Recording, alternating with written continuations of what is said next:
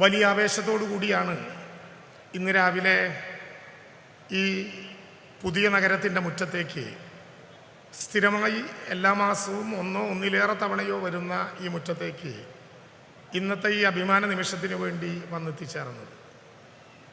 അഭിമാനകരമായിട്ടുള്ള ഈ നിമിഷത്തിൽ വന്ന് നിൽക്കുമ്പോൾ ഇവിടെ എത്തിച്ചേർന്നിട്ടുള്ള വീട് പുതിയതായി ഏറ്റുവാങ്ങുന്ന എൻ്റെ പ്രിയപ്പെട്ടവരായ മഹാഭൂരിപക്ഷം ആളുകളെയും പേരെടുത്ത് വിളിക്കാനുള്ള സ്വാതന്ത്ര്യമുള്ള അമ്മമാരെ, ഉമ്മമാരെ, സഹോദരന്മാരെ, മക്കളെ ഒന്ന് കാണാനായി ആ നിരയിലേക്ക് പോയി.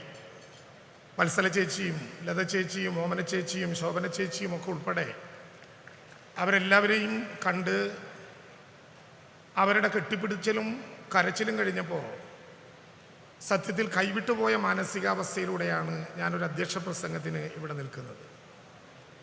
2024 ജൂലൈ 30 മനുഷ്യത്വമുള്ള ലോകത്തിലെ ഒരു മനുഷ്യനും മറക്കാൻ വരാത്ത വിധത്തിൽ പുഞ്ചിരിമുറ്റത്ത് 1750 അടി മുകളിൽ പൊട്ടിയ ഒറ്റ ഉരുളിൽ പുന്നപ്പുഴയുടെ തീരത്ത് ഒരു ചതുരശ്ര കിലോമീറ്ററിനകത്ത് 298 മനുഷ്യർ ഭൂമുഖത്തു നിന്നില്ലായ്മ ചെയ്യപ്പെട്ട ആ വലിയ ദുരന്ത നാളുകളിലേക്ക് മനസ്സിലൊരു വേലിയേറ്റം സൃഷ്ടിക്കുന്നത് പോലെ ഒരു തിരയിളക്കമുണ്ടായി. ഞാനത് പറയാൻ മുതിർന്നാൽ ഈ അധ്യക്ഷ പ്രസംഗം എനിക്ക് പൂർത്തിയാക്കാനാകില്ല. അത്രയേറെ വികാരപരമായിരുന്നു ആ പ്രശ്നങ്ങൾ. ജൂലൈ 30 ഞങ്ങൾ മന്ത്രിമാർ, ജനപ്രതിനിധികൾ, നിങ്ങളെല്ലാവരും പുന്നപ്പുഴയുടെ തീരത്തെത്തിച്ചേരുമ്പോൾ അപ്പുറത്ത് 512 മനുഷ്യർ പുഞ്ചിരിമുറ്റത്തും മുണ്ടക്കയിലും അട്ടാമലയിലും ആറാമലയുമായി ചൂരൽമലയുടെ തീരത്ത് ഇങ്ങോട്ട് കിടക്കാൻ പറ്റാതെ പുന്നപ്പുഴയുടെ ഭ്രാന്തമായ ഒഴുക്കിൻ്റെ അപ്പുറത്തു നിൽക്കുന്ന കാഴ്ച മുതൽ ഞാൻ ഓരോന്നായി വിശദീകരിക്കുന്നില്ല.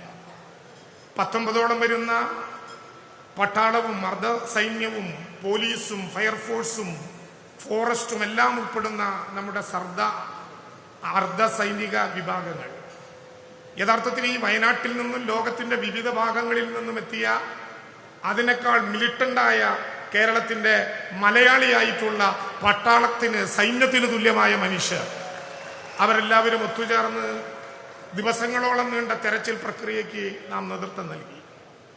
ഞാൻ ഇപ്പോഴും ഓർക്കുന്നു, ആ തിരച്ചിൽ ഒരുപക്ഷെ ലോകം കണ്ടതിൽ വെച്ച് ഏറ്റവും ശ്രദ്ധേയമായ ഒരു ദുരന്ത നിവാരണ ഘട്ടമായിരുന്നു. സൺറൈസ് വാലിയുടെ അപ്പുറത്ത് സൂചിപ്പാറയിൽ മനുഷ്യ ശരീരത്തിന് സാദൃശ്യമായ സ്ഥലങ്ങൾ കണ്ടെത്തിയിട്ടുണ്ട് എന്ന് ഹെലികോപ്റ്റർ ദൃശ്യങ്ങളിൽ വ്യക്തമാക്കപ്പെട്ടപ്പോൾ സൂചിപ്പാറയിലേക്ക് നേരിട്ട് പോയിട്ടിറങ്ങാൻ ഒരു സാധ്യതയുമില്ലാതെ വന്നപ്പോൾ ദുരന്ത നിവാരണ പ്രക്രിയയിൽ ഒരു പുതിയ അധ്യായം സൃഷ്ടിച്ചുകൊണ്ട് ഹെലികോപ്റ്ററിൽ കഡാവർ ഡോഗ്സിനെ നേരിട്ടിറക്കി മനുഷ്യഗന്ധം മണത്തെടുത്ത് അവിടെ നിന്ന് കൊണ്ടുവന്ന ശരീരാവശിഷ്ടങ്ങൾ DNA ടെസ്റ്റിന് അയച്ചതുൾപ്പെടെ തെരച്ചിലിൽ ഒരു ലോക മാതൃക ദുരന്ത നിവാരണ രംഗത്ത് സൃഷ്ടിക്കാൻ നമുക്കായി. വടക്കൻ ഇന്ത്യയിൽ മരണപ്പെട്ടവരുടെ ഒഴുകി വന്നുകൊണ്ടിരിക്കുന്ന മൃതശരീരങ്ങളും ശരീരാവശിഷ്ടങ്ങളും JCB കൊണ്ട് വലിയ കുഴികുത്തി അതിലിട്ട് മൂടുന്ന അനുഭവങ്ങളുള്ള ഈ കേരളത്തിൽ പുത്തുമലയിലെ ബറയിൽ ഗ്രൗണ്ട് നിരവധികളായിട്ടുള്ള കണ്ടെത്താൻ പറ്റാത്ത, തിരിച്ചറിയാനാകാത്ത മൃതശരീരങ്ങളും ശരീരഭാഗങ്ങളും ലോകത്തിൻ്റെ എല്ലാ മര്യാദകളും പുലർത്തി സർവമത പ്രാർത്ഥന നടത്തി ഗൂഗിൾ സല്യൂട്ടോടെ കേരളത്തിലെ വിവിധങ്ങളായിട്ടുള്ള യുവജന സംഘടനാ പ്രവർത്തകർ ഇട്ടിരിക്കുന്ന PP കിറ്റിനകത്ത് ഏതു മതമാണ്, ജാതിയാണ്, രാഷ്ട്രീയമാണെന്ന് നോക്കാതെ സ്വന്തം അമ്മ പോലെ, ഉമ്മ പോലെ, അച്ഛൻ പോലെ, ഉപ്പ പോലെ, സഹോദരങ്ങളെ പോലെ സംസ്കരിക്കുന്ന അഭിമാനകരമായിട്ടുള്ള മലയാളിയുടെ മനുഷ്യ സ്നേഹത്തിന് പുത്തുമലയിലെ ബറയിൽ ഗ്രൗണ്ട് സാക്ഷ്യം വഹിച്ചു. അനുഭവങ്ങൾ ഇങ്ങനെ നിറഞ്ഞു പോവുകയാണ്. ആഗസ്റ്റ് 25-ാം തീയതി ബഹുമാനപ്പെട്ട മുഖ്യമന്ത്രിയുടെ നിർദ്ദേശപ്രകാരം ഈ മേപ്പാടിയുടെ കൽപ്പറ്റയുടെ വിവിധങ്ങളായ ഭാഗങ്ങളിൽ സ്ഥാപിച്ച 18 ക്യാമ്പുകളും ഒഴിവാക്കപ്പെട്ടു. അവസാനം ഓമന ചേച്ചിയും മോഹനേട്ടനും 8 കുടുംബാംഗങ്ങളുള്ള രേവതിയും പളനിസ്വാമിയും ശെൽവരാജും അടക്കം 5 പേരെ, 5 കുടുംബങ്ങളെ മാറ്റി ഓഗസ്റ്റ് 25-ന് ഇവിടെ എല്ലാ ക്യാമ്പുകളിൽ നിന്നും ഒരു മാസത്തിനകം താൽക്കാലിക വീടുകളിലേക്ക്, വാടക വീടുകളിലേക്ക്, ബന്ധുവീടുകളിലേക്ക്, സർക്കാർ ക്വാർട്ടേഴ്സുകളിലേക്ക് അങ്ങനെ മാറ്റുന്നതിൻ്റെ തലേ ദിവസം ബഹുമാനപ്പെട്ട മുഖ്യമന്ത്രി നിർദ്ദേശിച്ചതനുസരിച്ച് പുനരധിവാസ പ്രവർത്തനങ്ങളുടെ ജനാധിപത്യ ലോകമാതൃക സൃഷ്ടിച്ചുകൊണ്ട് ആ പുനരധിവാസ പ്രവർത്തനത്തിന്റെ ഭാഗമായി അന്നത്തെ കേരളത്തിന്റെ chief secretary V Venu IAS അവരെ നേരിൽ കേട്ടുകൊണ്ട് അവരോട് ചോദിച്ചു, എങ്ങനെയായിരിക്കണം പുനരധിവാസത്തെക്കുറിച്ച് നിങ്ങളുടെ അഭിപ്രായം? വീടുകൾ കൈമാറുന്ന ഈ സമയം ലോകത്തിന്റെ മറ്റൊരു മൂലയിൽ യുദ്ധവും പലായനവും നടക്കുകയാണ്.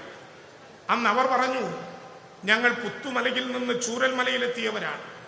ചൂരൽമലയിൽ നിന്ന് ഇനിയൊരു മലയിലേക്ക് പലായനം നടത്താൻ ഞങ്ങൾക്ക് വയ്യ. നിങ്ങൾ പല സ്ഥലങ്ങളിലേക്ക് പറഞ്ഞു വിടരുത്. നിങ്ങൾ ഒറ്റപ്പെടുത്തരുത്, പല മേഖലകളിലാക്കി മാറ്റരുത്. അവശേഷിക്കുന്ന ഞങ്ങൾക്ക്, ദൈവം ഞങ്ങളിൽ നിന്ന് എടുത്തു കൊണ്ടുപോയവരിൽ ബാക്കി വരുന്ന ഞങ്ങൾക്ക് ഒരുമിച്ചു താമസിക്കാൻ, ഒരുമിച്ചു ജീവിക്കാൻ ഒരിടം ഞങ്ങൾക്ക് വേണം. അത് പുനരധിവാസ പ്രവർത്തനത്തെക്കുറിച്ച് ജനാധിപത്യപരമായി ചർച്ച ചെയ്തപ്പോൾ ദുരന്തബാധിതരായ മനുഷ്യർ നെഞ്ചിൽ തട്ടി ഞങ്ങളോട് പറഞ്ഞ ഏറ്റവും പ്രധാനപ്പെട്ട കാര്യമാണ്. ഇത്രയും വലിയൊരു നഗരം സൃഷ്ടിക്കാൻ പറ്റുമെന്ന് ഞങ്ങൾക്കറിയില്ല. അതിനു പറ്റുന്ന ഒരു പുനരധിവാസത്തിന്റെ മാതൃകകളൊന്നുമില്ല. കേരളത്തിന്റെ മാത്രമല്ല, ഇന്ത്യയുടെ ആർക്കവൈസുകളിൽ ദുരന്തബാധിതർക്കൊരു നഗരമുണ്ടാക്കിയതിൻ്റെ ഒരു മുന്നനുഭവങ്ങളും ഞങ്ങളുടെ മുമ്പിലില്ല. പക്ഷേ കേരളത്തിന്റെ ബഹുമാനപ്പെട്ട മുഖ്യമന്ത്രി സഖാവ് പിണറായി വിജയൻ ഇച്ഛാശക്തിയോടെ പറഞ്ഞു, അവർക്ക് സ്വന്തമായി നാം ഒരു നഗരം ഉണ്ടാക്കും. എന്ത് വില കൊടുക്കേണ്ടി വന്നാലും, എത്ര പ്രയാസപ്പെടേണ്ടി വന്നാലും ഒരു നഗരം ഉണ്ടാക്കും.